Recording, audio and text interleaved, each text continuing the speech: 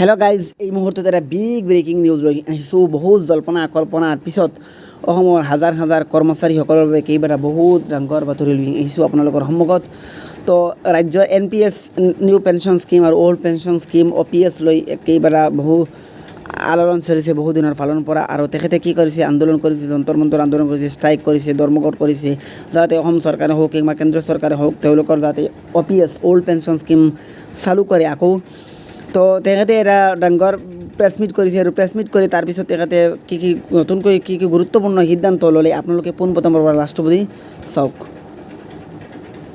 প্ৰথম কথা, আমি সঁচাকৈয়ে খুব দুখিত যে যোৱা সময়ছোৱাত যি এক জনজাগৰণ হৈছিলে OPS পুনৰ প্ৰতিষ্ঠাৰ ক্ষেত্ৰত, আমি আশা কৰিছিলোঁ যে নতুন যিখন চৰকাৰ আহিছে কেন্দ্ৰত তেওঁলোকে ইয়াৰ সিদ্ধান্ত এটা দিয়ক আৰু আমাৰ অৱসৰী জীৱনত যিটো শংকা নহয় নোহোৱা কৰক। কিন্তু দুৰ্ভাগ্যবশতঃ ভাৰতৰ এই বাজেটত এইবাৰ একেবাৰে ৰিফ্লেক্ট নহ'ল, বৰং 4%কৈ অধিক কৰ্তন কৰা হ'ব কৰ্মচাৰীসকলৰ দৰমহাৰ পৰা। সেইটো ক্ষেত্ৰত আমি তীব্ৰ প্ৰতিক্ৰিয়া প্ৰকাশ কৰিছোঁ।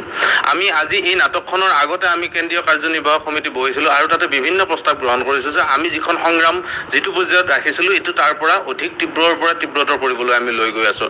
প্ৰথম কথা যে কৰ্মচাৰীসকলৰ দায়িত্ব চৰকাৰে ল'ব লাগিব আৰু চৰকাৰেই ল'ব লাগিব।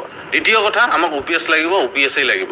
তাতে 14%, 15%, 16% এইবিলাকৰ অংক নহয়। যেতিয়ালৈকে কৰ্মচাৰীসকল অৱসৰী জীৱনৰ সুৰক্ষিত ভৱিষ্যত তেওঁলোকে স্পষ্টভাৱে নিদিয়ে তেতিয়ালৈকে আমাৰ সংগ্ৰাম নহয়। দ্বিতীয় কথা, তাৰপিছতে আন এটা কথা প্ৰসংগ আহিছে যে এইবাৰ এনেকুৱা এটা পৰিৱেশ সৃষ্টি কৰিছে যে ভাৰতৰ জনসাধাৰণৰ অৰ্থনৈতিক অৱনতি নোহোৱাকৈ কেনেকৈ NPSটো চলিউশ্যন কৰিব পাৰি তেনেকুৱা এটা NPSটো ভাৰতৰ জনসাধাৰণৰ অৰ্থনৈতিক অৱনতিৰ ক্ষেত্ৰত কাৰক নহয়। সেইটো আমি বাৰে বাৰে প্ৰতিষ্ঠা কৰি আহিছোঁ আৰু পুনৰ কওঁ যে এনেকুৱা ধৰণৰ দুমুখীয়া চৰিত্ৰ যাতে চৰকাৰে নলয়, তেওঁলোকে যাতে স্পষ্টভাৱে এটা ধাৰণা দিয়ে যে কৰ্মচাৰীসকল তেওঁলোকৰ দায়িত্ব, গতিকে তেওঁলোকে এই ক্ষেত্ৰত তেওঁলোকে নিশ্চয়কৈ কিবা কৰিব লাগিব। আৰু তাৰে সংগ্ৰামৰ আমি জাষ্ট এইটো আৰম্ভণিহে কৰিছোঁ। ইয়াৰ পিছত বিভিন্ন পৰ্যায়ত বিভিন্ন কাৰ্যসূচী ল'ব গৈ আছোঁ। তাৰ আগতে অসম চৰকাৰ তথা ভাৰত চৰকাৰে কিবা নহয় কিবা কৰি দেখুৱাওক।